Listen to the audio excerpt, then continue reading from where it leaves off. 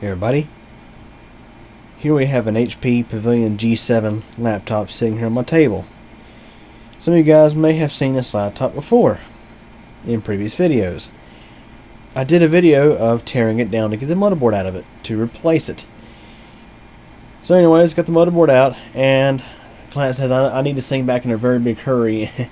She didn't want to wait on a replacement motherboard to come, and she wasn't ready to pay the price of a replacement motherboard, so I offered the reflow option to her, and she decided to just go with that. And I advised her that it's a hit or miss repair. She decided to go for it. So reflowed the motherboard, reinstalled it into the laptop. It lasted until January of this year, 2015. So roughly 5 to 6 months of use, and it has quit again. It may still be working if, you know, it might have still kept working if I'd have done the reflow process a bit longer, but anyways, for those who don't know, many laptops and desktops have issues with the North Bridge chips of some NVIDIA and AMD chipsets overheating, and eventually what happens is the chip itself is okay, but the solder joints under the chip on the ball grid array begin to crack, and eventually the motherboard fails. You can reflow the motherboard and get it back up and running. As I mentioned, it's hit or miss. Sometimes it only lasts a couple of days, sometimes it may last 5 hours, sometimes it may last a few years. Over there's a Toshiba laptop with a similar chipset. That's a laptop I got Windows 10 installed on right now. Anyways, those motherboards that have the AMD or NVIDIA North Bridge are known to have issues, particular ones in laptops. So we're going to be doing a little bit of a conversion on this thing. See, the Pavilion G7 is sold in a few different flavors. You have the one that uses the Socket S1 processor from AMD and a North Bridge. You have an Intel variant, and you have an AMD APU based setup where it uses, I believe in, let me see, it's an A series APU, and just simply your South Bridge, you know, an APU based system. Those APU systems can be a lot more reliable because the APU systems practically have the North Bridge built into the processor and not discrete on the motherboard. Sort of like a system on a chip in a way, but not exactly, because you still have your South Bridge on the board to handle things like USB, SATA, PCI Express. You know, it's your South Bridge bus chip, pretty much. Anyways, have a look here. Here we have some stuff. 3 items.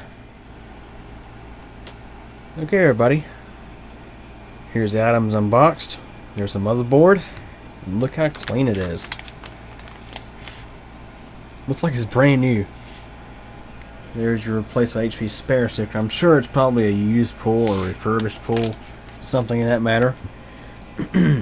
Socket FS1. Yeah, it even comes with a CMOS battery. Ain't that nice? That's it. So now, let's go ahead and get started here. I'm going to start out by just go ahead and installing CPU, CPU cooler, and yeah, that. I can't install the RAM right now because it's in the laptop. Besides, I'll probably wait until I get this back together before I deal with that. Make sure you can see what I'm doing here. Alrighty. Touch something metal here since it is wintertime and humidity can be hit or miss. Obviously, static sensitive devices.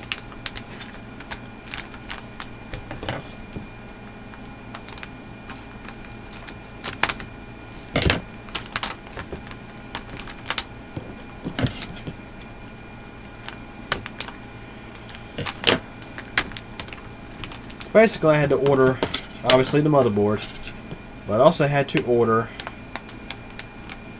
the cooler because they're different, and of course a different CPU or APU in this case.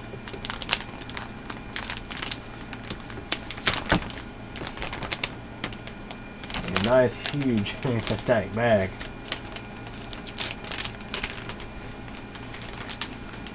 And of course, when I ordered this, I made sure that the ports on the side match up. Go ahead and install the processor. It's on this side. Socket FS1.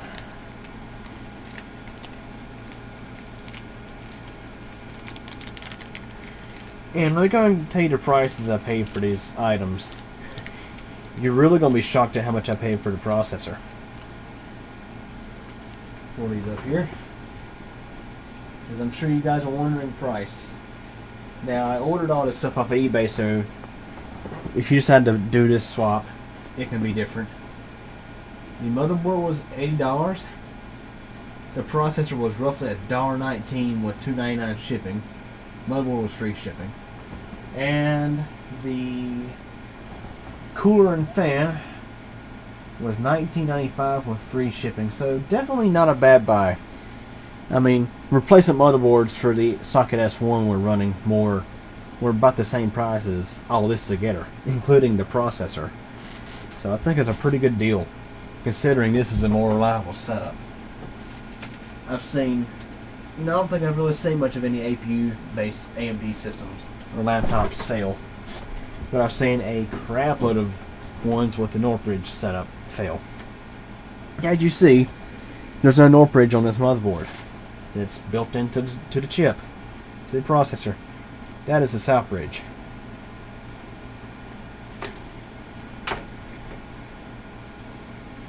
And you guys want to see a close-up of this chip? Here you go. There it is. AMD A series APU, mobile APU. Let me back up a little bit so you can see me install this chip. Okay, socket's already unlocked by looking down here. Line up the triangle. If I can find it. There it is. Alright, there's a missing pin on the square in the center. That helps. Good, no bent pins. Sets right in there. Lock her down. APU's installed.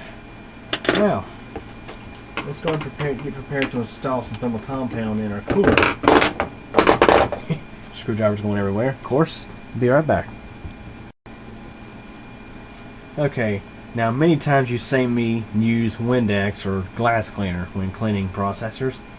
That generally works pretty well, but if you have nail polish remover available, like we do now, this works even better. This will make sure we get 100% clean matting surface on both the chip and the cooler, which that cooler looks a little dirty. All I need is a small dab of this stuff on a paper towel and we're set. There. Buddy, that stuff is strong too. The reason why nail polish remover or isopropyl alcohol is recommended because it evaporates very quickly. Quicker than water, pretty much. Not to mention it's a good cleaner. Obviously, it's nail polish remover. If it's nail polish remover, it does something.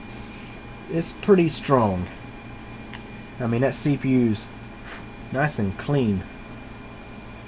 Now for the cooler. Now, one thing that strikes me as odd is I'm wondering if this cooler was actually for an Intel. Not exactly sure. I mean, I already lined up the mounting pins on the motherboard and they line up, so that's not an issue. That's what strikes me as odd is the you can see it there, kind of a strange shaped mounting area, but I don't see why it would cause any problem. So now it's time to install some thermal compound. I got a fresh tube of it from Best Buy.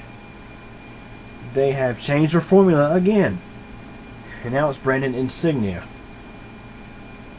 This is a formula that they used to use in the Dynex brand. It's not that, I mean, it's not, if you compare it to Arctic Silver, it's not that great, but there's a thermal compound on the market. I think it's sold by Gillid Solutions or Gillid Solutions, GLID. It's one of their compounds looks similar to this, and it's probably the same thing, just rebranded. Anyways, this small amount of stuff is safe room to die. And it's funny, this reminds me of the Pentium 3 days, or the Athlon XP days when you had a small CPU die. Yeah, of course, desktop CPUs had that big heat spreader, but laptop processors for the most part still have the old-fashioned direct die, where the die is exposed.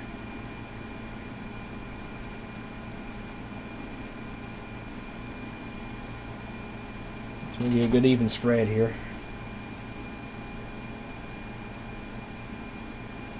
Let's say the applicator that comes with the paste is good for doing chipsets and processor dies. Alrighty. I see she's covered pretty well for the most part. You can probably see.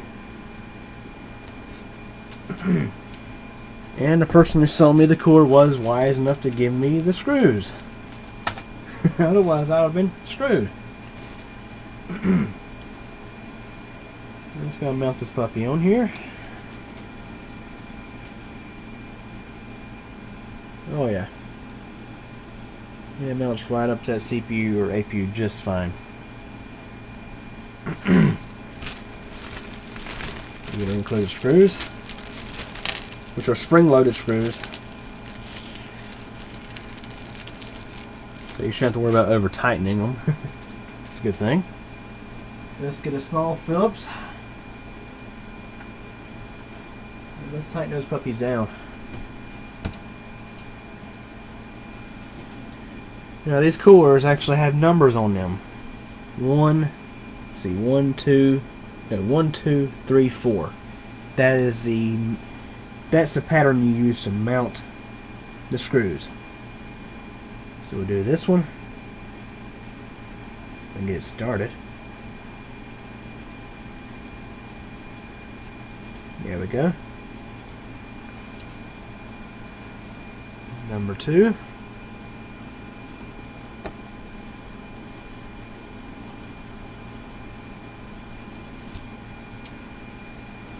Now for number 3.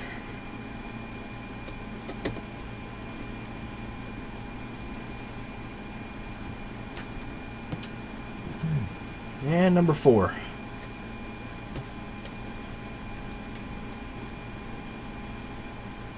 Make sure they're all tight.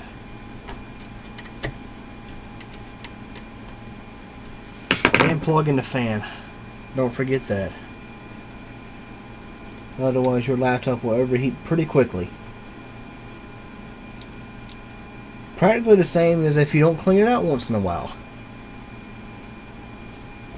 Alrighty. Everything looks good. I'm just checking to make sure. Oh yeah, that die is making good contact with the heat pipe. So anyways, our motherboard and APU is installed and ready to go. Now it's got to install it to the laptop. We'll continue on in the next portion of this video.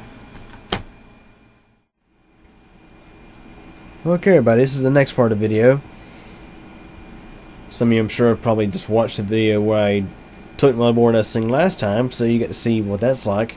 It's not terribly difficult on this model. This is one of the easier laptops to do with, because trust me, I've seen a whole lot worse out there.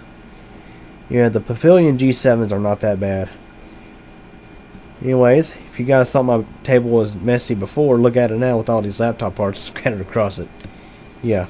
Anyways, there it is. Motherboard pulled out, and that's not even all the stuff. The palm rest is laying behind me actually. So anyways, palm rest is out, motherboard's out. On the left is the replacement motherboard and APU, ready to go. And on the right is the existing motherboard that came out of it. This is a conventional CPU Northbridge based motherboard. That is an APU based motherboard. Now let me explain exactly what goes wrong with these motherboards. This is common with both laptops and desktops, and it's actually the same kind of failure that causes the red ring of death on an Xbox 360. Basically, this motherboard has a Northbridge chip. It serves the graphics as well. If it had discrete graphics, it would be installed in this area. This did not include it. Anyways, it's a little bitty Northbridge chip that resides under this heat pipe. There's your CPU, there's the Northbridge, and there's the Southbridge. Basically, every time you turn your computer on, this little chip gets hot, also because of the CPU. And when it goes to sleep or you hibernate it, it cools back down. So basically, it's going through a constant temperature cycle. It gets hot, gets cold, gets hot, gets cold, gets hot, gets cold. You know, that kind of stuff. And metal expands and contracts. So basically, when this little chip is getting much hotter than it should, or better to say, it's within the chip's specified heat tolerance. I mean, the chip can tolerate it, but the actual board connection with the chip cannot over time. It's a little ball grid array connection that connects with the chip itself. Little bitty solder balls, and that's what they look like right there. Those little bitty solder balls. Over time, the connections wear out, and you get little micro cracks in the connections.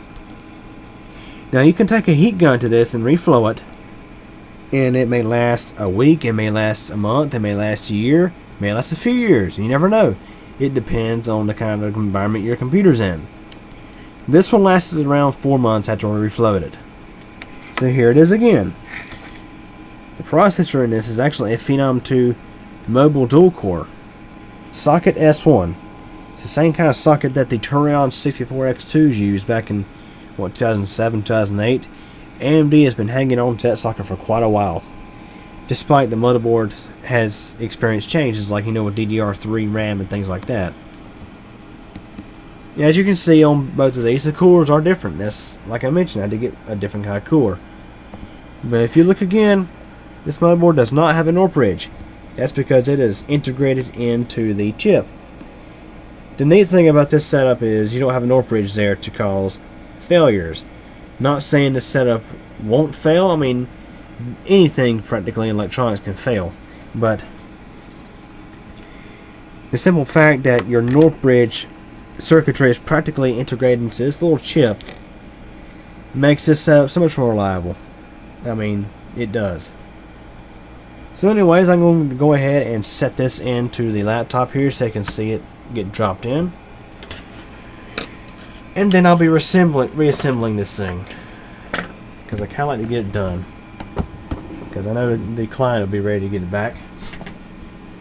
I mean, it took about a week and a half for the motherboard to get here, and I guess when this video is up, I'll go ahead and once I get this back together, I'll go ahead and take this heatsink off and show you the processor and everything. That way we can get a little bit better view. So we will now go ahead and drop this in.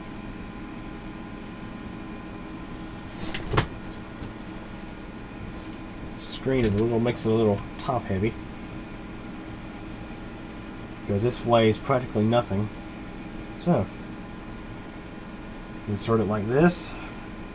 Make sure all your connections are up and out of the way.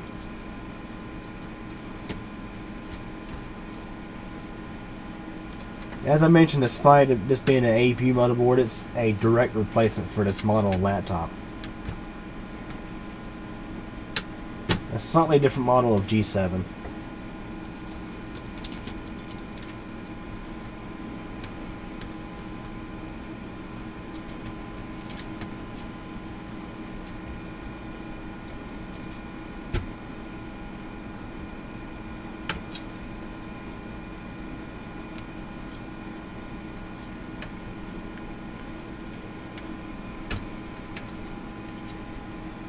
It's kind of a tight fit, which is normal.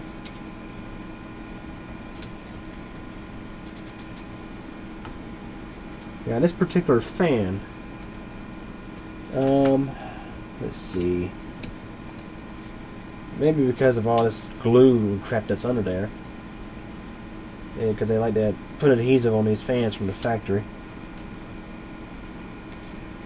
show I'm talking about here. It doesn't quite line up, but it shouldn't be much of any issue. Other than that, this thing, it bolts right up, and I'll go ahead and plug in all the connections. Let's see. We have our power from the power jack. And we have a USB connection. Let's see, on this model, I believe the webcam wiring is actually built into the video connector, unlike different models I've seen out there. This plugs right in down here.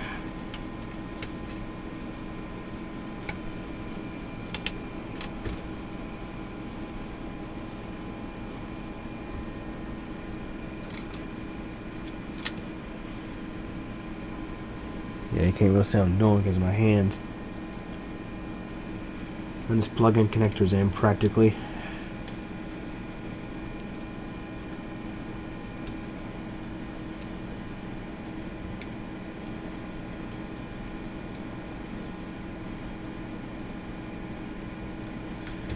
Okay, that's in. We'll put this back down in place. Yes, as I mentioned, this is a tight-fitting motherboard, just like the one that came out of it.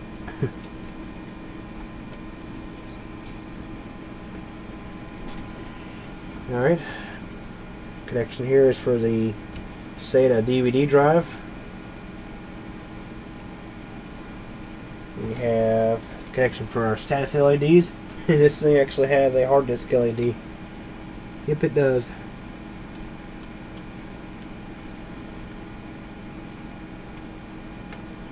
Plug in our speakers.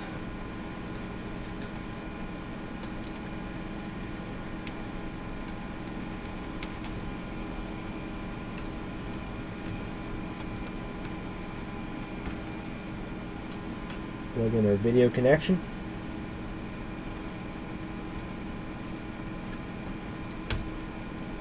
Doesn't do that. Motherboard keeps on to pop out of place. Yes, it looks like everything so far. These VGA wires need to go back into their respective spots. It's down in there.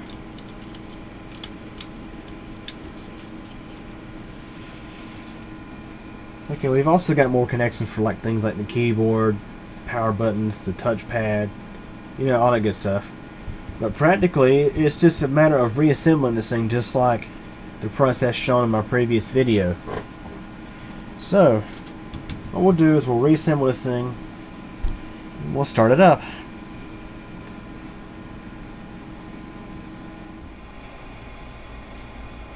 Okay everybody, it's another day. Got all the drivers installed, just doing a couple of little extra things to this machine. Everything seems to be working fine. I can't say, however, the current one that's installed on this thing is probably not in the best of condition. I mean, it's okay. It doesn't have any, I don't think it's got any viruses or anything like that, but it's just a little bit on the slow side, but not too big of a deal. Let's take a look at the APU that's in this machine.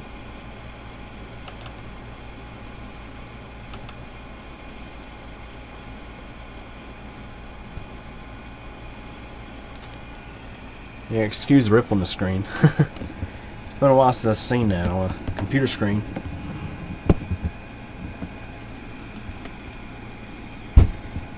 Yep, it's the Liano AMD A6 3420M. It's a hot running sucker too. 41 watt TDP, that's a good bit of heat for a laptop. But then again, this chip takes care of both the normal duties of a processor along with the duties of a Northbridge, including the graphics. It's currently running at 2.5 gig. And it's actually a quad core APU. Pretty nice. The person actually got an upgrade here. The existing RAM was 4 gigs. It comes with Radeon HD 6520G graphics. Very, very nice. I mean, this thing was using onboard graphics practically, yeah, onboard graphics prior to this upgrade.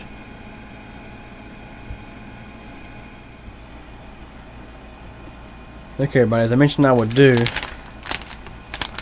I'm going to show you the motherboard from the old one. I did show you earlier, but let's go and get a closer look at it by taking off the cooler. Now this board does have a Phenom 2 dual-core, mobile dual-core processor.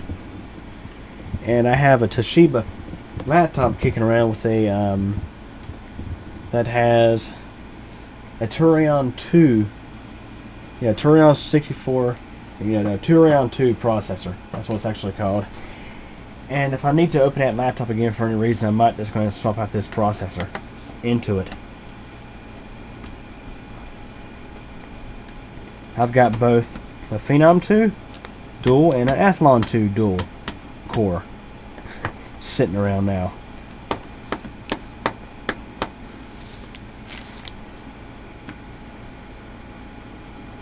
And let's take a good look here. See, it hasn't been too long since I worked on this thing.